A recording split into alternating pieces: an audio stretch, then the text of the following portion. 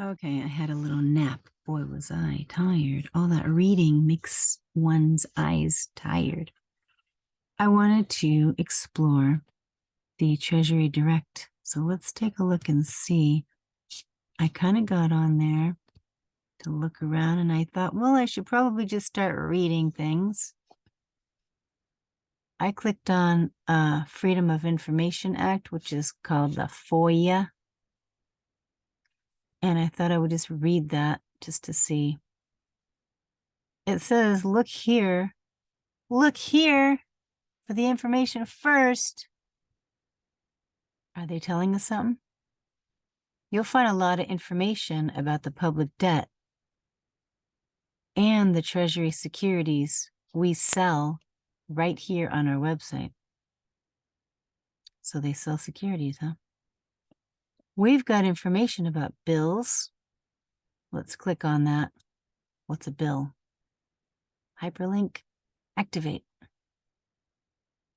Oh, Treasury bills. We sell Treasury bills, which they call bills, for terms ranging from 4 weeks to 52 weeks. Bills are sold at a discount or at par, which means face value. Oh. So, like, I wonder if, that remittance coupon at the bottom of the statements that we get, if that's considered a Treasury bill. I'm like searching for something just to see if I have an example, but oh yeah. When you get a so-called bill, and on the very bottom, they have these remittance coupons. Is this considered a Treasury bill? When we send it back, or when the companies send this stuff off to them, the Treasury, is this considered dividends that pay off or pay out every 4 weeks to 52 weeks? It says that bills are sold at a discount or at face value, which they call par. When the bill matures, you are paid its face value. You can hold a bill until it matures or sell it before it matures. Note about cash management bills. We also sell cash management bills, CMBs, at various times and for variable terms. Cash management bills are only available through a bank, broker, or dealer. We do not sell them in Treasury Direct. I've never heard of these before. Bills at a glance. Hey, it says now issued in electronic form only. Wonder why that is. Matures in 4 weeks, 8 weeks, 13 weeks, 17, 26, and 52 weeks. Also see the note above about cash management bills. We saw that up there. Interest rate. Fixed at auction for bills. Interest is the difference between what you paid and the face value you get when the bill matures. See results of recent bill auctions. Maybe they'll show us what it looks like. Let's click on it. Today's auction results. Non-competitive results and competitive results. I like to see what the heck these are. I never even knew what they were. What are they? Did they show a picture of them?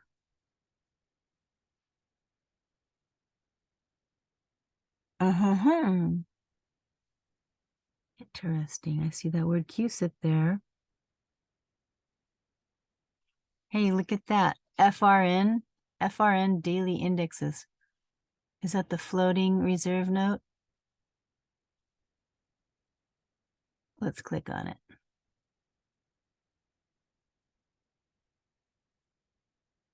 Oh, FRN daily indexes. There's a CUSIP number. Oh, what exactly? Are these the numbers that are on like a dollar bill or something? Original, let me just look. Oh, I should have pushed view, but I want to see what this CUSIP thing is. Auction search query. What is all this stuff? What does it all mean? Announcement and results. Press release for tips are available. When they were first offered in 1997, press releases for all other security types are available. From July 27, 1998. Auction query. I have no idea. What the heck? I don't know. Whenever you push help, do you ever get helped? I usually don't. I usually don't understand the help button. This page will help you take advantage of the many features of our auction query database. Is that so? Our database works like many spreadsheet programs. Specifically, you can scroll, sort, filter by type of security. Let's look at the type of security. Oh, they got bills, notes, and bonds. If you're interested in a specific type of security, bills, bonds, notes, tips, or FRNs, you can filter the database to show information just for that type of security. Hey, look at it. It does say floating rate notes. Wow. Oh my gosh, I gotta take a picture of that. All this time we were calling them Federal Reserve notes. And they're floating. See that? Let me just take a picture of that. Oop. Floating rate notes. Wow. Interesting. Okay, are listed with notes. All right. Treasury inflation protected securities. Oh, Treasury inflation protected are called tips. Do you want a tip today? Treasury inflation protected securities are with bonds. Tips are with bonds. Okay. First, filter for notes or bonds and then go to the steps below to get only floating rate notes or Treasury inflation protected securities. To filter by type of security. In the column for security type, click the arrow next to the select filter. A menu appears to choose which security or securities to see. 2. Check the types you want and press enter. The spreadsheet changes based on your choice. To include tips, which is the Treasury inflation protected securities, and floating rate notes. First, FRNs, I've always thought as Federal Reserve notes, but I guess they're floating rate notes.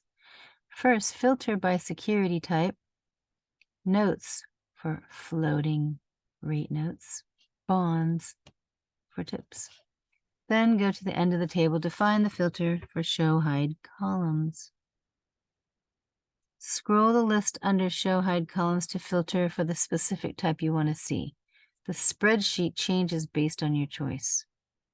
For columns that do not have the arrow and menu, type in part or all of the content you want to see. For example, a specific CUSIP number, a specific term. To undo filtering, Go to the bottom of the table and click Remove Filter.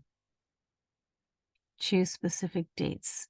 The date columns include a calendar icon. You must use the calendar icon to select a date or date range. You can choose to see days in a month, months in a year, years in a decade. The default is days in the current month. To move the calendar from month to month, use the left and right arrows. To change to months in the current year, click once on the month in the blue bar at the top of the calendar. You may choose a specific month in that year or use the arrows to move a year at a time. To change to years in a decade, click on the date at the top of the calendar. You may choose a specific year in that decade or use the arrows to move the calendar a decade at a time. Okay, it's basically teaching you how to use their particular filters here.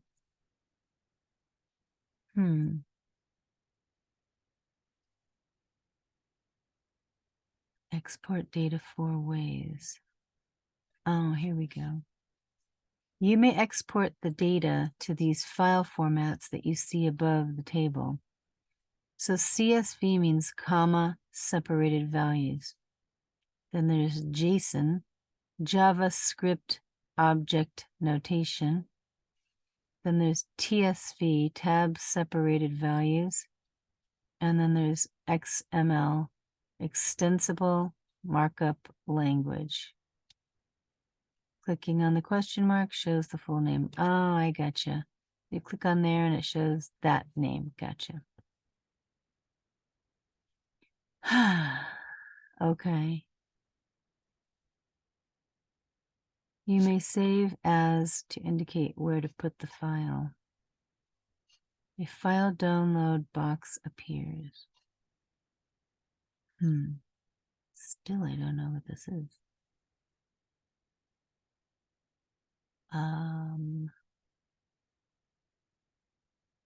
Go up to the top.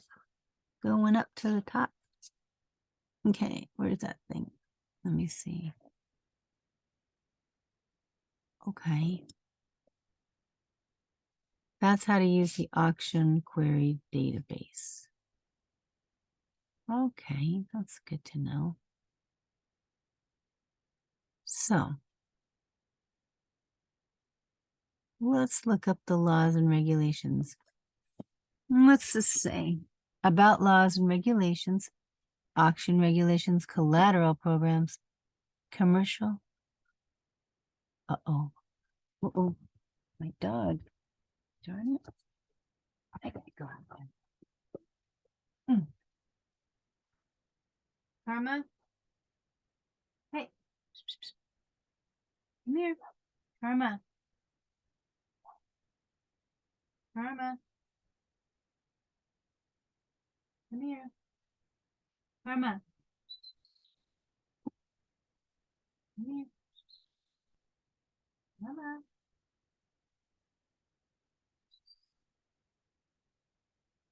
Karma.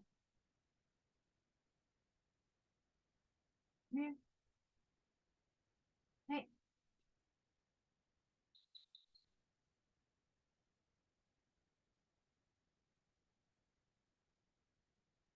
Karma.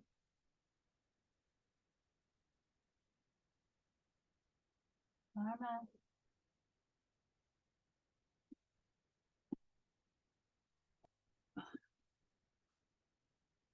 Shoot. Oh well. I'm gonna leave the door open, I guess.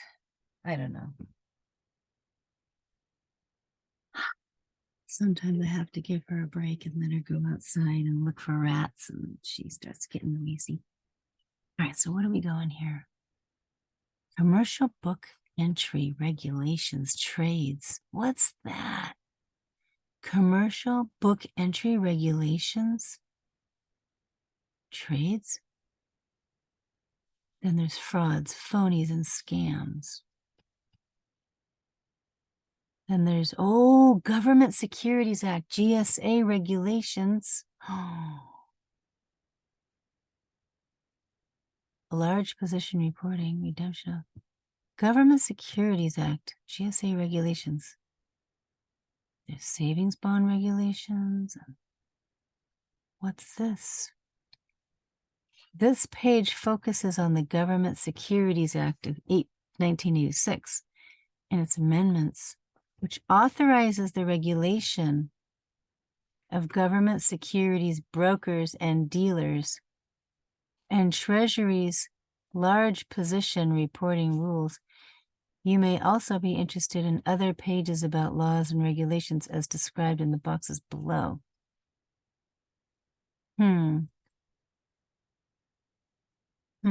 Regulations for Treasury auctions, law and regulations, links to laws and regulations and items in the Federal Register.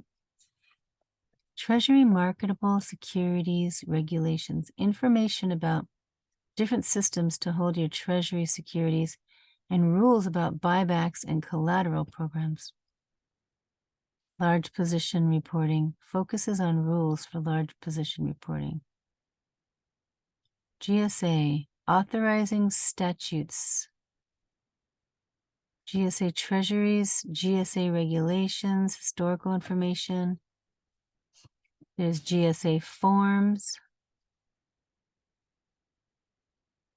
reports, exemptions, interpretations, further reading. Let's just scroll down. Hey, what do we have over here? GSA authorizing statutes. The links in this section are to PDFs on our website.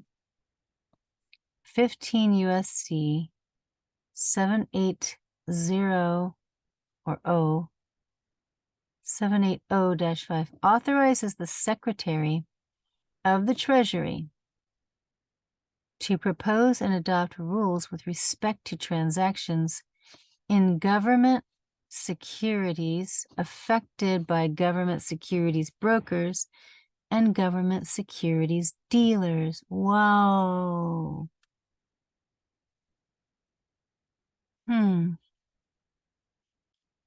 I wonder if the little small court systems are brokers and dealers. Like when you go to the car dealership, I think those car dealerships are brokers and dealers. So why not at the courthouses be like the car dealerships? Just saying. The Government Securities Act of 1986 established for the first time a federal system to regulate the government securities market. The GSA, Government Securities Act, protects investors and ensures a fair, honest, and liquid market.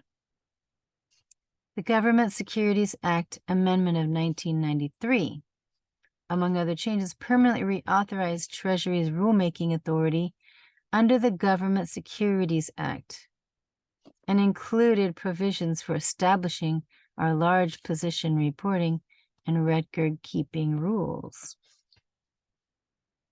The links in this section are to PDFs on our website. So Treasury's GSA regulations for government securities, brokers, and dealers cover financial responsibility, protecting customers, securities, and funds, record-keeping, large position reporting. Let me see. Oh, my door shut. Hang on a second. Karma, come on up, baby. Good girl, yeah. Yeah, she has to go out periodically. She can't stay in here forever because she gets a little antsy. All right, so let's see what's going on. Yay, I'm glad she's back in. It's kind of windy and cold outside. All right, so what do we have here? Large position reporting and financial reporting and audits. The rules also cover custodial holdings. Oh, are you in custody? Of government securities by depository institutions. Oh, I have a feeling that those courts are depository institutions, don't you think? I think that they're a bank. Yep. Historical information on GSA regulations, updating disclosure requirements. We amended the GSA regulations disclosure requirements effective January 1st, 2019. To conform to Securities and Exchange Commission amendments. Oh, so the Securities and Exchange Commission, that's the SEC amendment. Oh, amendments that update its disclosure requirements to reflect certain changes to United States generally accepted accounting principles. That's GAAP. Not like the clothing store. Fall into the gap. No, this is generally, you know what that is? Book entry, you guys. Book entry. Book entry stuff. Generally accepted accounting principles regarding the reporting of extraordinary gains and losses, the cumulative effect of changes in accounting principles and statements of comprehensive income. Eliminating credit rating. What? What is this? What the heck is this? We amended the GSA regulations effective August 7th, 2014 to replace references to credit ratings. What? In Treasury's liquid capital rule with alternative requirements. The 2014 amendment also made several non-substantive technical amendments to the regulations to update certain information, to delete certain requirements that are no longer applicable. Let's click on this. Replace references to credit ratings. Yeah, is this the credit agencies? What is this? Federal Register from 2014. Oh my gosh, this stuff is so boring, but we need to know it. This section of the Federal Register contains regulatory documents having general applicability and legal effect, most of which are keyed to and codified in the Code of Federal Regulations, which is published under 50 titles pursuant to 44 U.S.C. 1510. The Code of Federal Regulations is sold by the Superintendent of Documents. Prices of new books are listed in the first Federal Register issue of each week. We got to buy something now. Securities and Exchange Commission. Whoa, you guys, look at this. Removal of certain references to credit ratings under the Securities Exchange Act of 1934. Securities and Exchange Commission, final rule correction. What? Summary. What is this? The Securities and Exchange Commission published a document in the Federal Register of January 8th, 2014 that contained an incorrect instruction. This correction is being published to correct instruction 5B in that document.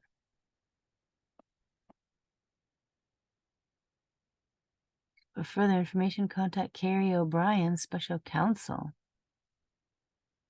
at 202-551-5640, Office of Financial Responsibility, Net Capital, Customer Protection, and Books and Records Requirements.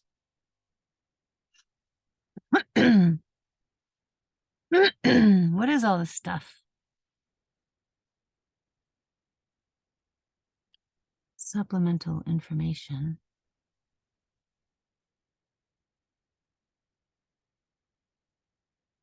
Wow.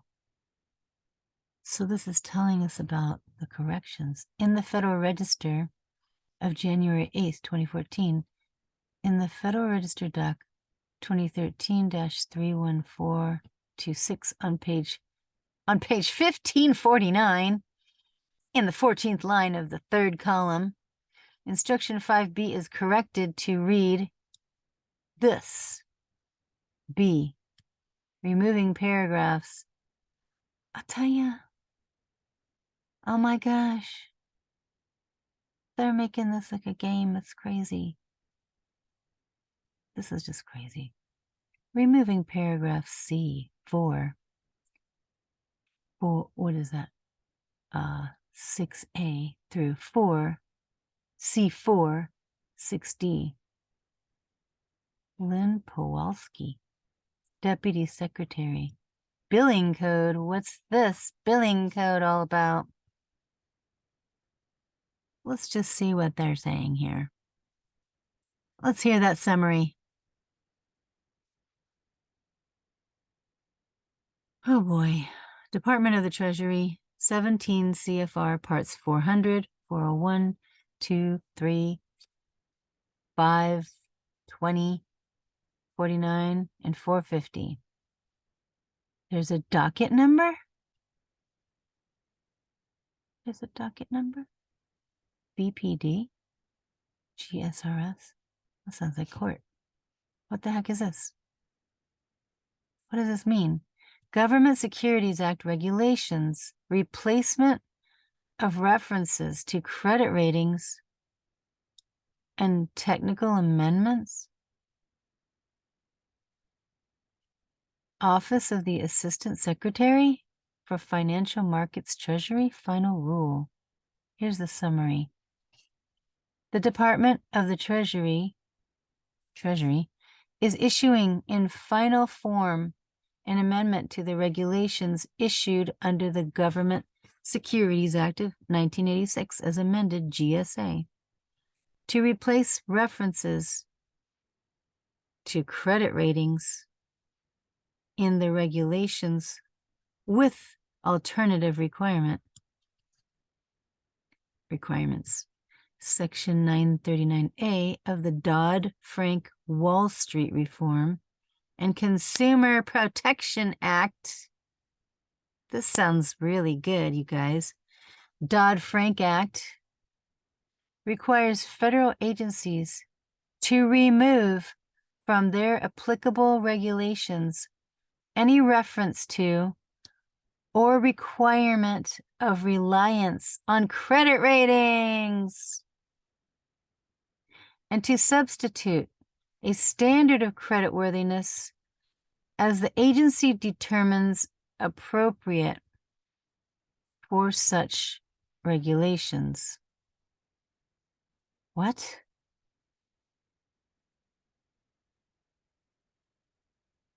That Consumer Protection Act requires federal agencies to remove from their applicable regulations any reference to or requirement of reliance on credit ratings. You know, like your credit score with the credit agencies. And to substitute a standard of credit worthiness as the agency determines appropriate for such regulations. This final rule amendment provides a substitute standard of creditworthiness for use in the liquid capital rule required by GSA regulations. It also contains several non-substantive technical amendments to Treasury's GSA regulations to update certain information or to delete certain requirements that are no longer applicable.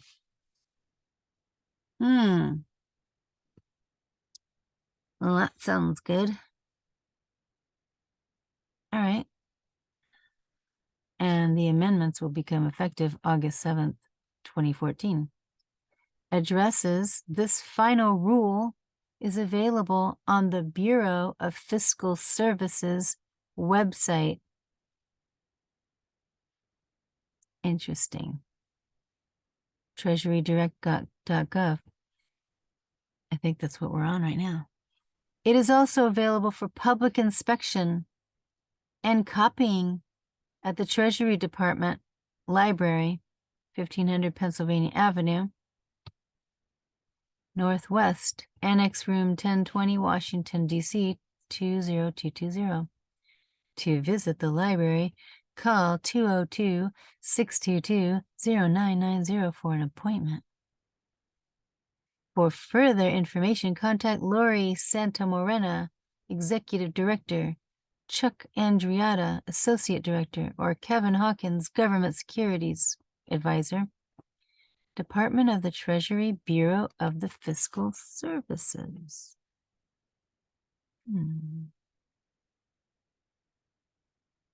Okay. Government Securities Regulation Staff. 202, that's their phone number, area code, 504-3632, or email us, hey, here's a good email, govsecreg@fiscal.treasury.gov.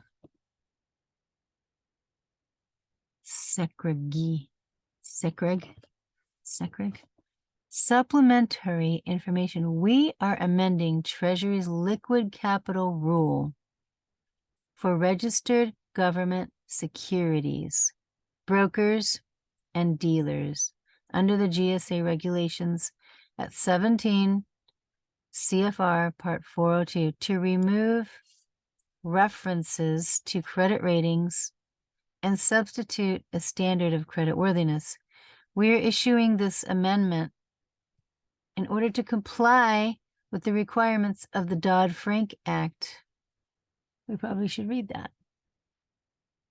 We are not narrowing or broadening the scope of financial instruments that would qualify for beneficial treatment under the existing liquid capital rule, Section 939A, subsection A, of the Dodd-Frank Act requires that federal agencies, to the extent applicable, review, 1, any regulation issued by such agency that requires the use of an assessment of the creditworthiness of a security or money market instrument, and 2, any references to or requirements in such regulations regarding credit ratings.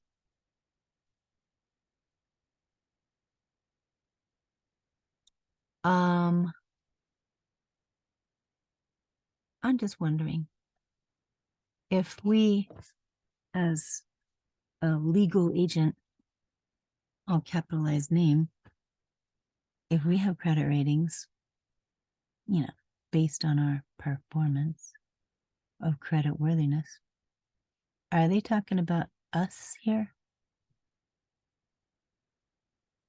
Oh, what are they talking about? Broadening the scope of financial instruments that would qualify for beneficial treatment. I want some beneficial treatment. Under the existing liquid capital rule, give me liquidity on my stuff right now, please. Give it to me. Section 939A of the Dodd-Frank Act requires that federal agencies, to the extent applicable, review any regulation issued by such agency that requires the use of an assessment of the creditworthiness of a security or money market instrument, and 2, any references to or requirements in such regulations regarding credit ratings. What are they talking about? What you talking about, Willis? Section 939AB requires the agency to modify any regulations identified to remove any reference to or requirement of reliance on credit ratings. Hey, I just went to the car dealership and, they pulled up a nice hard pull on my credit report. And they're like, oh, if you've been late one day, anytime, you're down here on this tier number or B, letter B. Oh, if you've had a charge off, you're way down here on the C. I'm thinking, what the heck are they doing here? Right here, this Dodd-Frank Act. Not to say that car dealerships are federal agencies, but they did try to get me to show them the social security number, which I believe that's a federal offense. So are they federal agencies? Are they masquerading as a federal agent? I'm thinking maybe they get kickbacks and money. Why are they asking me to identify as a federal employee of the Washington, D.C.? I'm just saying. So right here, hey, right here, Section 939A(b) of the Dodd-Frank Act requires the agency to modify any regulations identified to remove any reference to or requirement of reliance on credit ratings, and to substitute in such regulations such standard of credit worthiness as the agency determines to be appropriate for such regulations. I'd already told them I am good for all faith in credit. I'm just saying, I let them know that. And one of those car dealerships, they asked for the power of attorney, and I crossed that off. They wanted me to sign on the underneath so we can check your credit.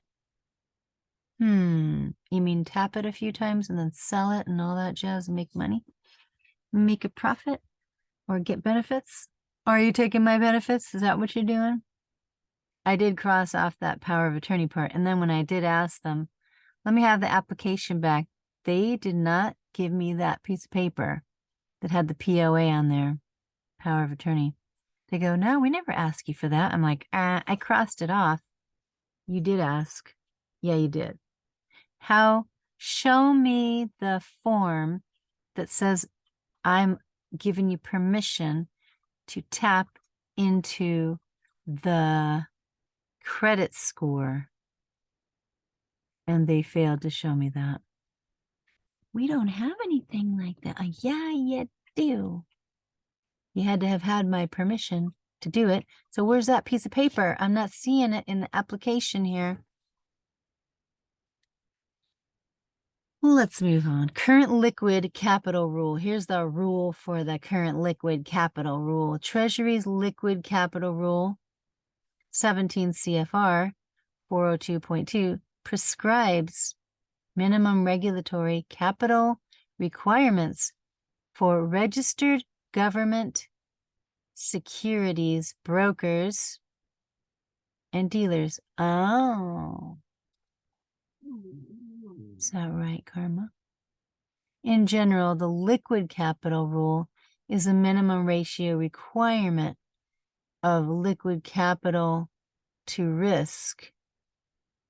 What is this weird thing coming next? What is this? As measured using various haircuts? What the heck?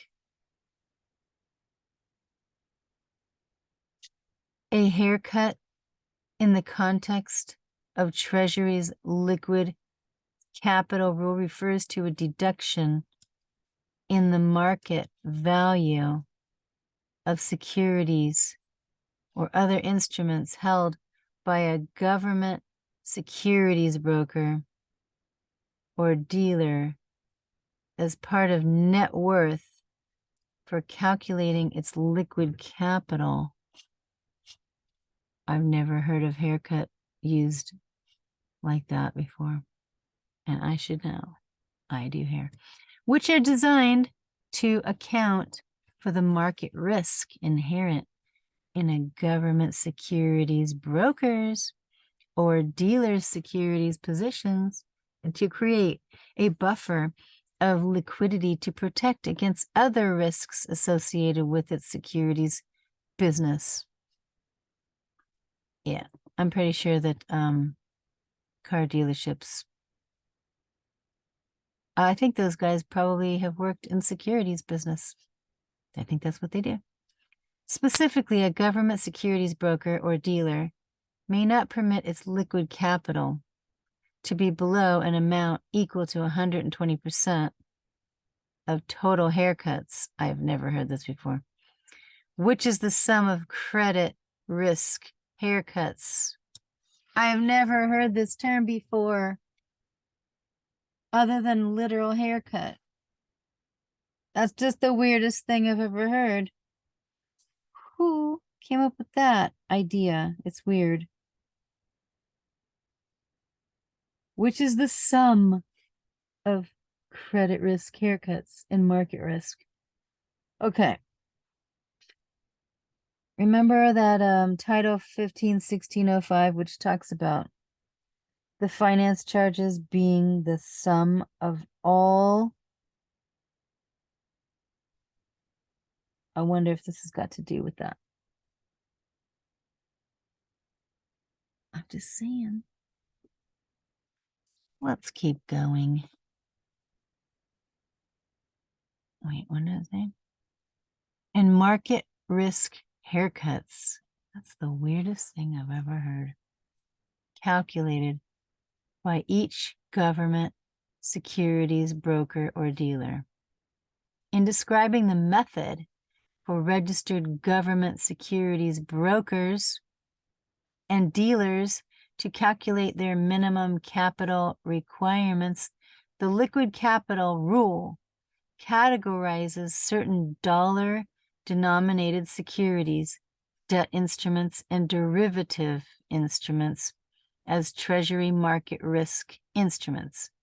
These instruments receive a more favorable capital treatment than instruments that are more susceptible to changes in value due to market fluctuations, which receive a higher other securities haircut.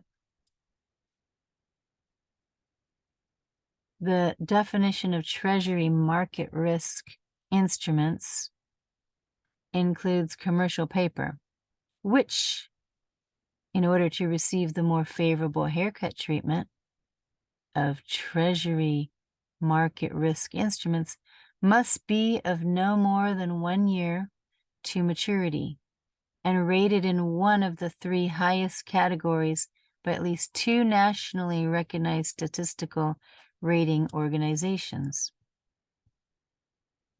The liquid capital rule includes 3 references to a rating by a nationally recognized statistical rating organization, NRSRO. Example, a credit rating, each in regard to commercial paper. NRSROs are credit rating agencies that are subject to Securities and Exchange Commission, SEC, registration and oversight. At present, there are 3 registered government securities brokers and dealers, none of which currently or routinely hold commercial paper. 2. The proposed rule. On September 27, 2011, Treasury published a proposed rule amendment in which we propose to replace references to credit ratings in our liquid capital rule, all of which pertain to commercial paper, with a substitute standard of creditworthiness. In place of these references, we proposed amending the term Treasury market risk instrument in the liquid capital rule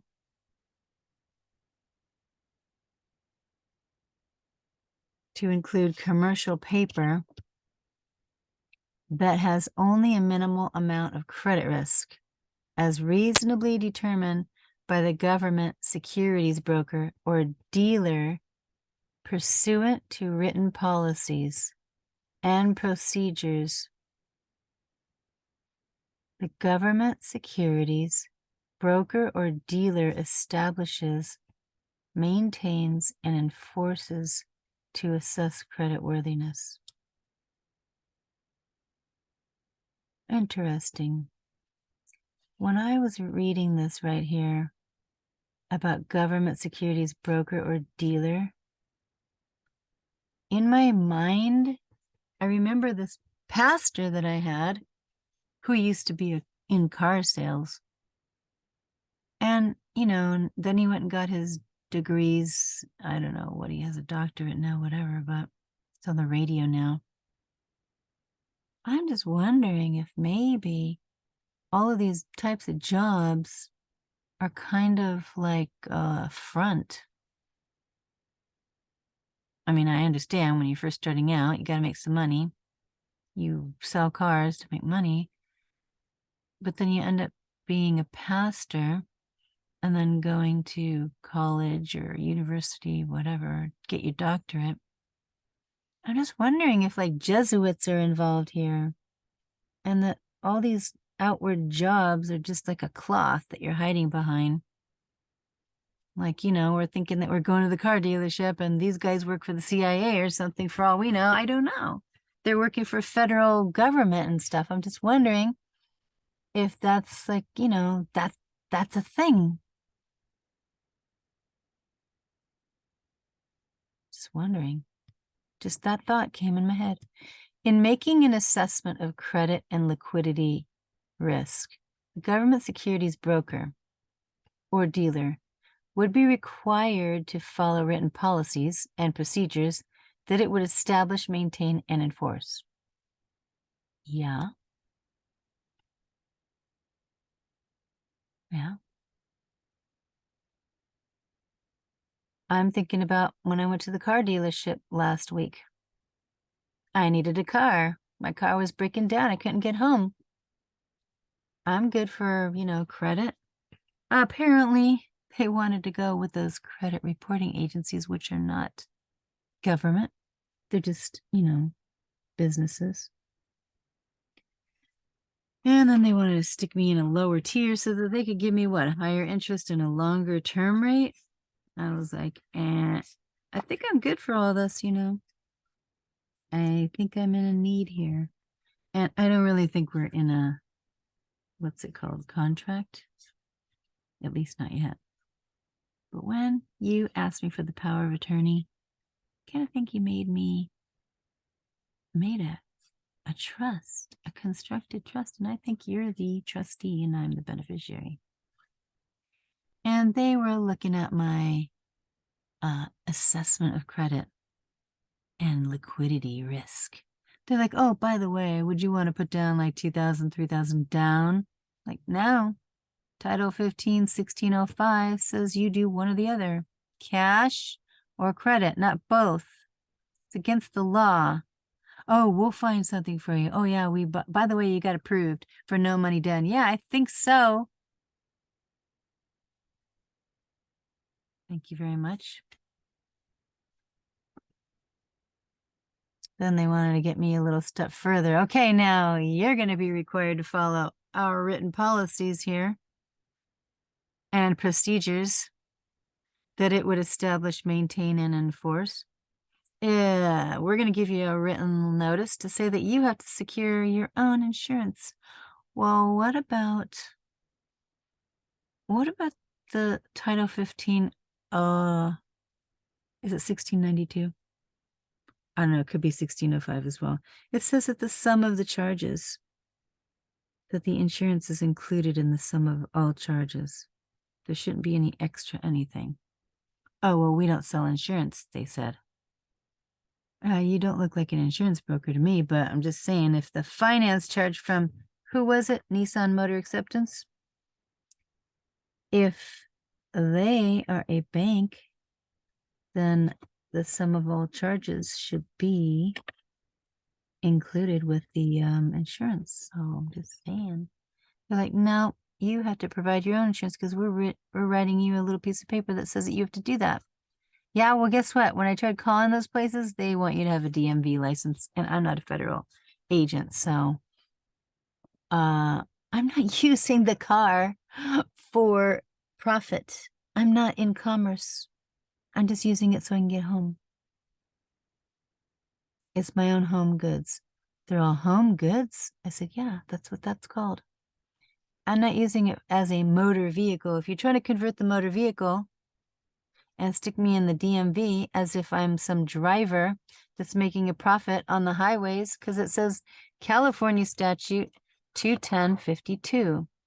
All motor vehicles on the highway are employed by the state. I don't work for the state. Yeah, we still gotta provide insurance. That's commercial insurance. Title 15, 1605 says insurance is included in the sum of all charges. Yeah, but we don't sell insurance. Yes, I know. We've gone through this before. Well, we can't let our car off the lot without its insurance. Well, it should come with the Nissan Motor Acceptance then. They should have it. No, you have to go and get Geico or Allstate or Farmers, but I'm not operating commercially, and you knew that when you tapped into my credit and got paid. Oh, we didn't get paid. Well, did you get paid when you sold the loan? When the loan got accepted? When the application got accepted by the financing place? Did you get any benefits? I think you did. Anyways, I end up having to leave there. It's not like I'm leaving the battlefield or nothing. They just were like giving me a time, and saying that I was argumentative, but I wasn't. I'm not going to argue with you. I'm like, I'm not arguing. I'm just telling you what the law says. Right here, it says the government securities broker. That could be them because they are making securities on the application. And they were trying to broker out the application to the bank. So I'm thinking this is a car dealership. The government securities broker or dealer at the dealership could consider the following factors to the extent appropriate with respect to commercial paper, because they're using the application as commercial paper, that's the money, in making this assessment. Credit spreads, whether it is possible to demonstrate that a position in commercial paper is subject to a minimal amount of credit risk based on the spread between the commercial paper's yield and the yield of Treasury or other securities, or based on credit default swap spreads that reference the security. The money that was going to go for that car is the application. That's commercial paper. It was paid for in advance. They stole my car. They told me that night they already sold the car because California is a sold or sell state. Yeah, I don't know what that means. But excuse me, my application paid for that. I'd like to know who got the car. Oh, we can't tell you that information, right? That's my car that somebody just got. Just saying. I don't know how it all goes down, but I'm just saying. I already reported them to who? The CFPB? Yeah, I did. What do you want? I want a car. You guys, use my credit. I got approved. You know that commercial paper? The commercial paper is subject to a minimal amount of credit risk based on the spread between the commercial paper's yield and the yield of Treasury or other securities, or based on credit default swap spreads that reference the security. Price and or yield, whether the price and yield of a security are consistent with other securities that the government securities broker or dealer has reasonably determined are subject to a minimal amount of credit risk, and whether the price resulted from active trading, liquidity, whether the commercial paper can be sold quickly, which, who was it? Nissan Motor Acceptance. They bought it at a minimal transaction cost.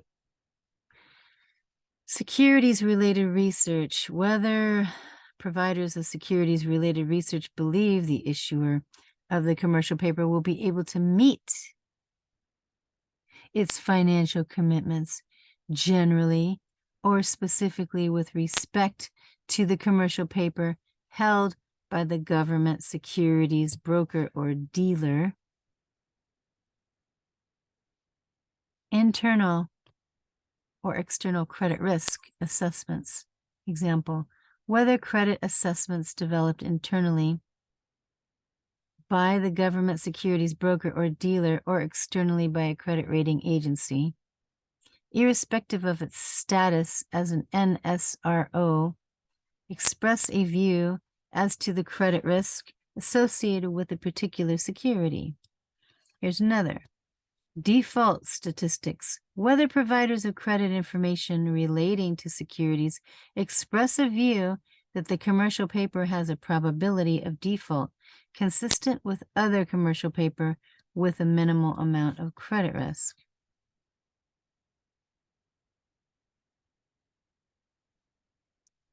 All right, here's inclusion on index. Whether a security or issuer of the security is included as a component of a recognized index of instruments that are subject to a minimal amount of credit risk. Factors specific to the commercial paper market. General liquidity conditions. The range and type of specific factors considered by the government, securities broker or dealer, and how frequently it updates its assessment would vary depending on the particular commercial paper under review. If the government securities broker or dealer conducts an assessment of creditworthiness and determines that the commercial paper it holds has more than a minimal amount of credit risk, the government securities broker or dealer would not classify the commercial paper as a Treasury market risk instrument and would apply the higher other securities haircut in its liquid capital computation. Similarly, if the government securities broker or dealer does not have written policies and procedures to assess creditworthiness or chooses not to use its policies or procedures, it would apply the other securities haircut treatment to the commercial paper it holds. Okay, so when I went to the car dealership, these thoughts are just coming out of my mind, and I'm just sharing them. When I went to the car dealership, and they looked up the credit score, 653 to whatever agency they wanted to go with, they're like, well, you do have a charge off here. That looks a little bit like a flight risk. Ooh, maybe that's what they were thinking. I don't know. All I know is that they did get me approved and some Nissan auto acceptance. They did approve, but they never told me any percentage rate. They didn't even tell me how much payments it was going to be. I mean, I was like going, wait a minute, you guys are, how long is the life of this loan going on for? 7 years? What's the deal? They're not giving me any information, but they went through their securities haircut treatment by saying, if you have a charge off, you're going to be all the way down here to level C. So I think that's what they're talking about on this haircut thing. Because they had their own, whatever it's called, assessment over at the car dealership. They're like, if you've ever been late over here, you're going to be down to number 2, the B. And if you've had a charge off, you're down to the C. So I think that was their little haircut marker, if you will. But let's look here. What does it say right here? Under Treasury's GSA regulations, were they making GSA bonds with my stuff? Because they could have been. I'm just saying. Under Treasury GSA regulations that govern record-keeping requirements, which generally incorporate the Sex Rule 17A-4, record-keeping requirements for brokers and dealers. Is that why they had to hang on to my application?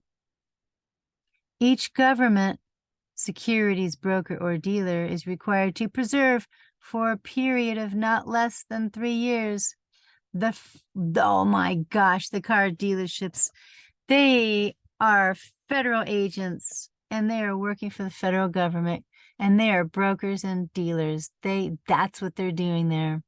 The car dealership place is a front. Yep. Because they said to me, oh, by the way, we can't give you this application because at least we need to hang on to it for 2 years according to the law. Is that right? You mean according to the GSA and the sex rule? The first 2 years in an easily accessible place, like right there in that cabinet.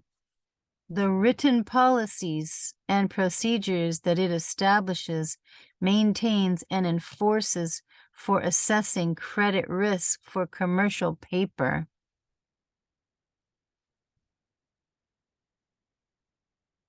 Yeah.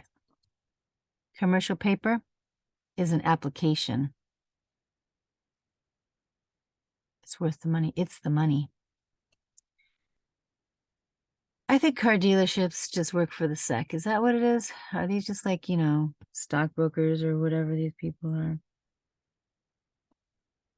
The SEC amended Rule 17A-4 to require brokers and dealers, dealership, car dealership, motor, automobile dealership, to preserve the written policies and procedures they establish, document, maintain, and enforce to assess creditworthiness. No amendment is necessary to Treasury's record-keeping No amendment is necessary to Treasury's record-keeping requirements in 404-3 because it incorporates by reference the sex rule 17A-4, and through such incorporation, Rule 17A-4 extends to registered government securities brokers and dealers.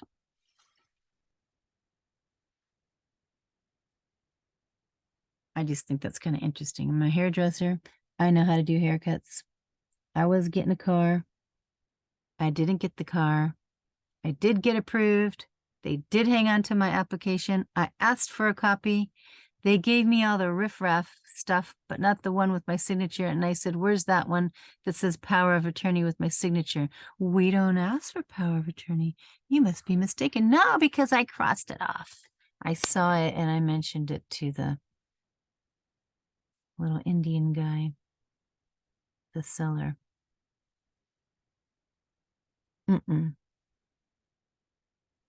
So when we go into these houses of ill repute, car dealerships or churches or whatever, and we register or apply on piece of papers, or even when we go to the dog pound to go adopt a dog, we fill out the application. What kind of dog do you want? One that doesn't bark much, one that doesn't bother me, blah, blah, blah. You're filling out applications. That's commercial paper. 3. Comment received in response to the proposed rule. We received one comment letter on the proposed rule amendment from a nonprofit public interest organization.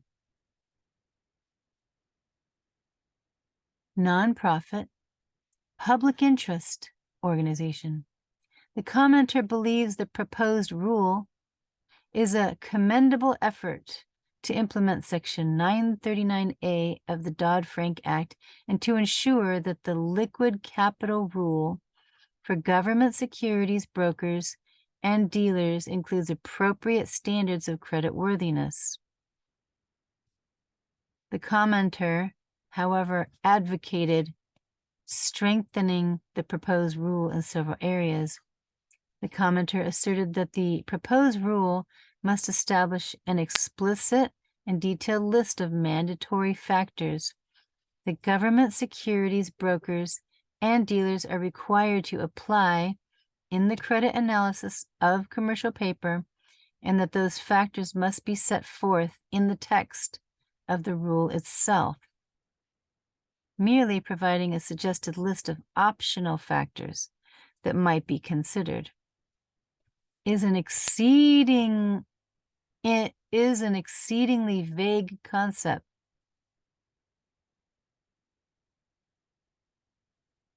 That allows for a wide range of interpretations, the commenter wrote. The minimal amount of credit risk standard we are adopting is intended, in part, to promote a heightened level of internal due diligence among government, securities, brokers, and dealers. I think car dealerships are among government, securities, brokers, and dealers. The standard, therefore, provides an appropriate degree of flexibility by allowing government, securities, brokers, and dealers to use and evaluate a variety of factors in assessing the credit and liquidity risks associated with commercial paper for liquid capital. In addition, the factors relevant to a credit risk determination may vary in significance over time. For these reasons, we do not believe the specific factors described above should be included in the rule itself. The commenter also asserted that the rule should expand the list of factors used to assess creditworthiness.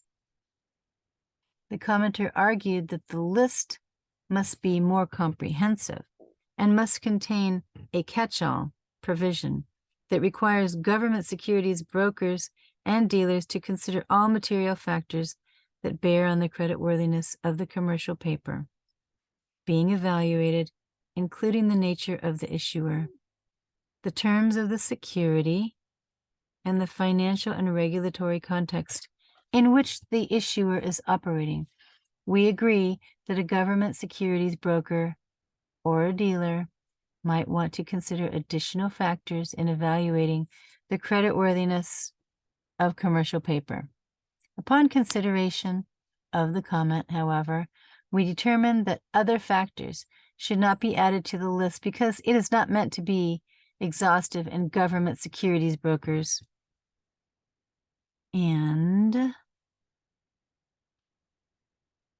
dealers should tailor their written policies and procedures for assessing credit risk to their particular circumstances and consider those factors they deem appropriate.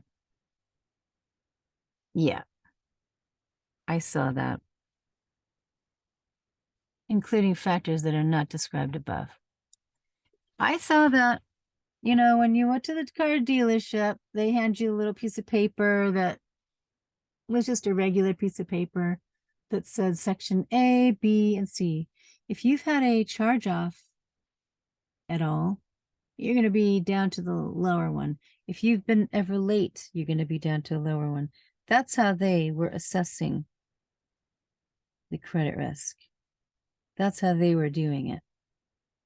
So they are going by this, which shows me that they do put securities. Yeah. Yep. I could probably go on Treasury Direct and look up my customer number and the date, because they gave me that. And I could put the VIN number too to find out what date that car was put on the Treasury Direct and see who exactly. I don't know. I don't think I could. I don't think it'll show me who owns it, but I could probably look that up somewhere. If you know the answer to that, put it down in the comments, please. The commenter further asserted that the rule must fully eliminate continued reliance on credit ratings. Wait a minute. The commenter further asserted that the rule must fully eliminate continued reliance on credit ratings. I agree, especially because of the HJR 192 and Public Law 7310 and Title 18.8 that says that the United States is in charge of all debt. So claiming that the factor referring to internal or external credit risk assessment would conflict with the Section 939A of the Dodd-Frank Act. We considered this comment, but determined that the minimal amount of credit risk standard that we are adopting is consistent with Section 939A because it replaces the requirement that commercial paper must be rated in one of the three highest categories by at least two nationally recognized statistical rating organizations in order to receive the more favorable haircut treatment of Treasury market risk instruments.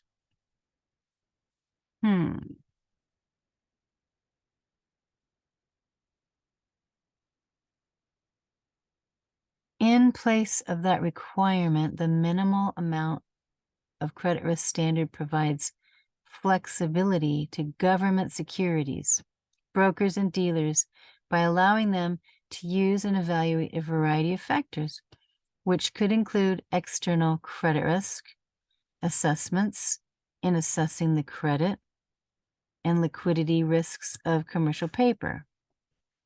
Finally, the commenter stated that the rule must require each government securities broker or dealer to create and maintain a record of each creditworthiness determination that it makes in order to promote compliance by government securities brokers and dealers and to increase the regulator's ability to monitor and enforce compliance with the liquid capital rule.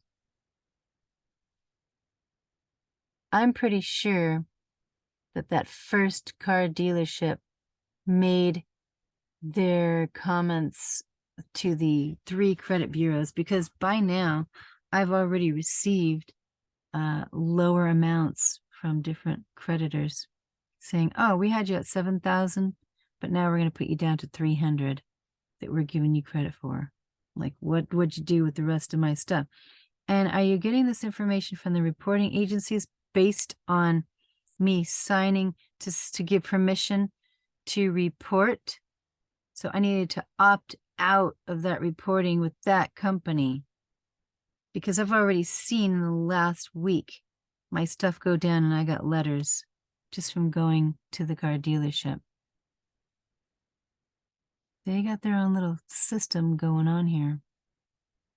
Their ability to monitor and enforce compliance with the liquid capital rule, as discussed above through incorporation of SEC Rule 17A through 4, or A-4, as recently amended by the SEC. Each government securities broker or dealer is required to preserve for a period of not less than 3 years, the first 2 years in an easily accessible place, the written policies and procedures that it establishes, maintains, and enforces for assessing credit risk for commercial paper.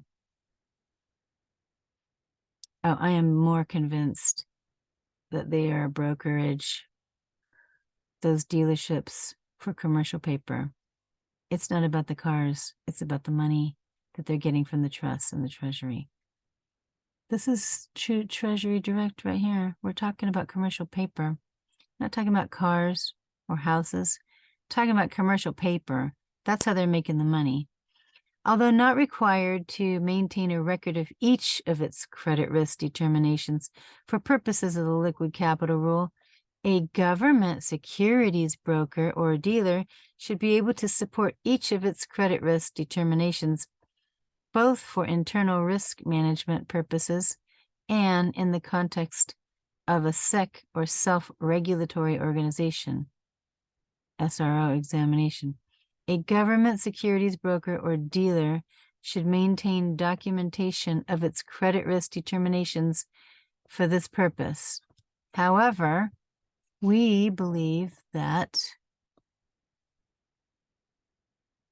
requiring government securities brokers and dealers to create and maintain a record of every creditworthiness determination could be overly burdensome. Yeah. What is this? 4, final rule. A liquid capital rule or a liquid capital rule.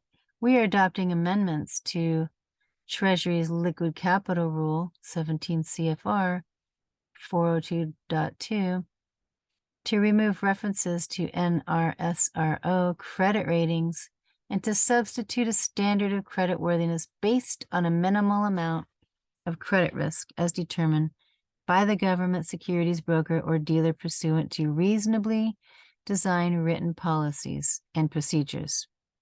The final rule amendments include several modifications to the proposed rule text in regard to the policies and procedures adopted by the government securities broker or dealer for assessing creditworthiness as described below.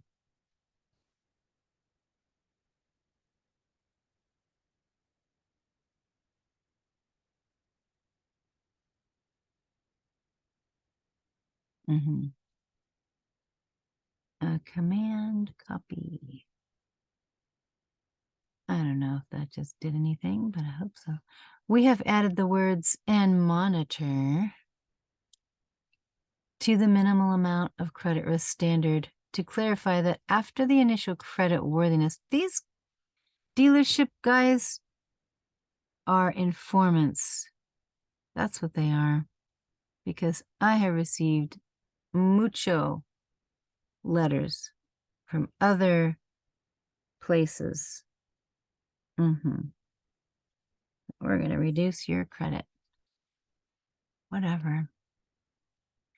Initial credit worthiness determination. A commercial paper position must continue to have only a minimal amount of credit risk to remain qualified for the lower haircut, and that monitoring must be done in accordance with the firm's policies, policies and procedures. Government securities brokers and dealers may not permit their liquid capital to be below an amount equal to 120% of total haircuts.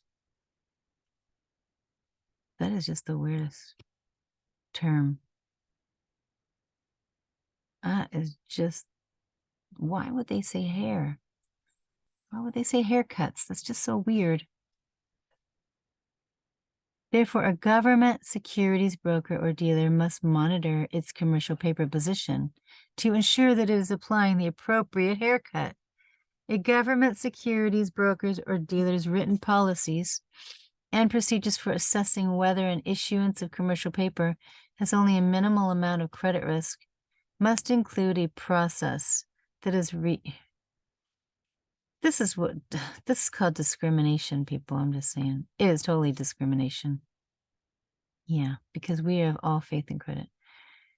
Must include a process that is reasonably designed to ensure that its credit determinations are current and address the frequency with which it reviews and reassesses its credit determinations.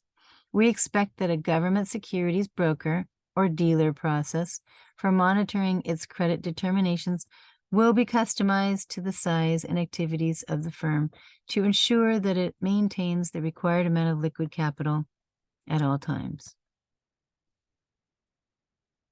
Haircuts on credit exposure. Haircuts on credit exposure. That's the weirdest term.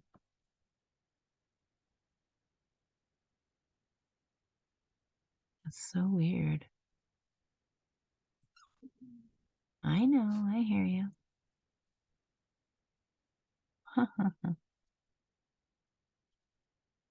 Lists of subject. So here's 17 CFR Part 400. Administrative practice and procedure. Banks, banking, brokers, government securities, reporting and record keeping requirements. 17 CFR.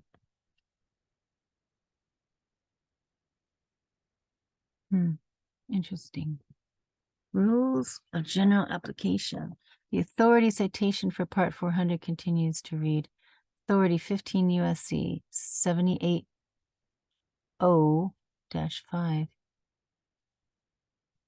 Revise the last sentence of paragraph.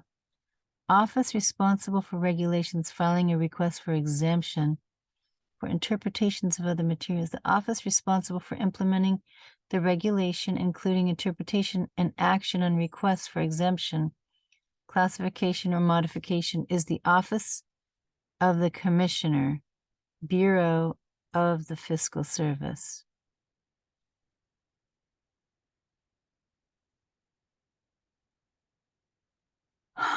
I'm wondering if we need to contact that person right there.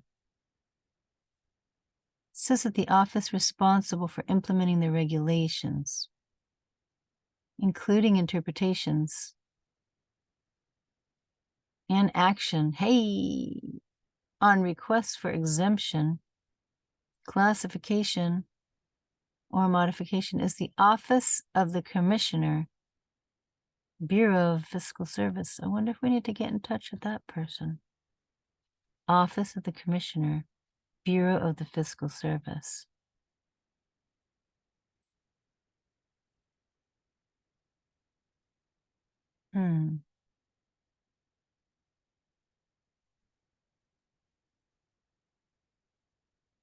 There's more to read here. So there's some executive orders. Let's see what that is. Executive orders 13563 and 12866 direct agencies to assess costs and benefits of available regulatory alternatives, and, if regulation is necessary, to select regulatory approaches that maximize net benefits, including potential economic, environment, public health, and safety effects, distributive impacts, and equity. Hey, what's up with that equity? Executive Order 13563 emphasizes the importance of quantifying both costs and benefits, of reducing costs, of harmonizing rules, and promoting flexibility.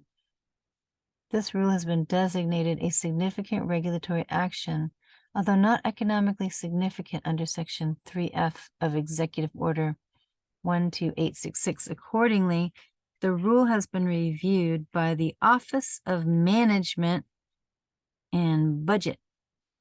Hey. So the executive orders, the rules have been reviewed by the Office of Management and Budget.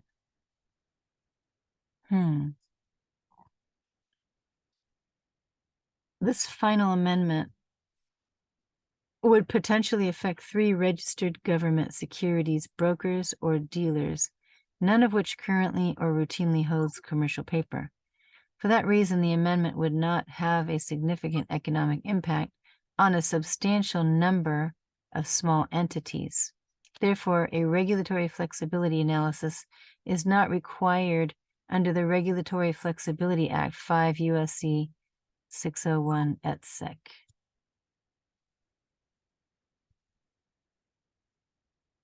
What's this? Under Treasury's Rule 404. Error? The written policies and procedures of a government securities broker or dealer for assessing credit risk for commercial paper are subject to review and regulatory examinations by the second SROs.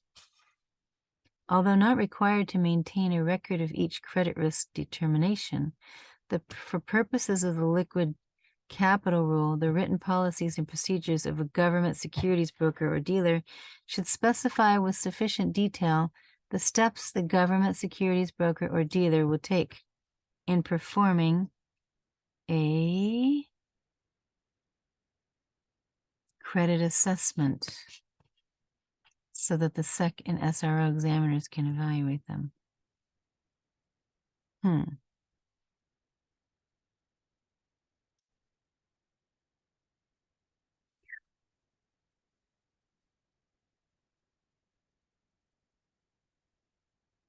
I'm skipping around a little bit. However, we do not intend for the minimal amount of credit risk standard to result in a more liberal requirement that broadens the scope of the rule by allowing more positions to qualify for the lower haircuts. We note that credit ratings and market data such as credit spreads and yields, can serve as useful benchmarks for evaluating whether the written policies and procedures of a government securities broker or dealer, as applied to the minimal amount of credit risk standard, are increasing the types of commercial paper to which it applies the lower haircuts as compared to the eliminated NRSO credit rating standard. So what I have thought I read here, I was just kind of relating it to something that I was familiar with recently with the car dealership. When I went in there, they ask you for your social security number. Obviously, they ask you for permission to tap into that to check it. Then they want to see from the other people, you know, the other reporting agencies, how good of a credit risk are you for getting credit? But then, of course, they want to see, you know, their internal paperwork of A, B, and C. They say, hey, you know, if you have been late once, you're going to go down to B. And if you've had a charge off, you're going to be going down to C. So then they can probably put you in a little bit more of a higher interest. And then maybe those higher interest ones are the more riskier of these particular type of commercial paper something. I don't know. But that's kind of what I was thinking. But it's interesting because they do have something that said something about they're not going to be going with the credit rating standard because they eliminated it. So I'm just saying, how come they're using the credit agencies that are not government and violating our rights? Just saying. So who else do we have here? The Office of the Commissioner, Government Securities Regulations. Staff. Bureau of the Fiscal Service. These documents will be made available at the following location. Treasury Department. I know you want to go out there, but there could be coyotes and I don't want you going out there. So anyways, you can go on treasurydirect.gov and read the same thing. Calculation of market risk haircut for purposes of 402-2. Liquid capital requirements. What was that? Haircuts on credit exposure. Enter the credit volatility haircut, which equals a factor of 0.15%, applied to the larger of the gross long or gross short position in money market instruments, qualifying as treasury market risk instruments which mature in 45 days or more. Hey, that's interesting. Oh, I wonder if they have, you know, well, obviously they got some different things here with that paper, that commercial paper. The credit risk determined by the government securities broker or dealer pursuant to reasonably designed written policies. So apparently, oh, a GFIN 5. What is all this stuff? Custodial holdings of government securities by depository institutions. Like what? The courthouse? Are car dealerships depository institutions? I think so. Yeah, because they deal with commercial paper. Shoot. So that means that even though you didn't even get a loan or something, just because you got the application, that you're tapping into that. Isn't that right, Karma? Isn't that right? You're so cute. You're so cute. You want me to spend some time with you? Okay, I will. All right, I gotta go because my little furry child wants my attention. But this is very interesting. Reports and audit. So just to let you know, over there at the car dealerships, you got an application, that's commercial paper. They're making money. And they're putting the tiers, the different tier levels on your haircut. Either you have a mohawk, or you have a bi-level, or you have a, what do they call it? Business in the front, party in the back. What kind of haircut is that one again? A mullet. Or you have a shag, a long hair shag. So they have different, here's the application that you send in. To guess it doesn't have to be sold necessarily to the banks, or maybe they, I don't know. Maybe the banks tap it anyways, even though you don't get the car. Well, I'll let you know what happens with my CFPB report because I was discriminated. They didn't give me the car. They gave me the approval of the application, and they even sold it, or at least presented the contract to Nissan Motor Acceptance. We'll find out. I'll keep you posted and see what happens. I gotta go though. Carmen needs me.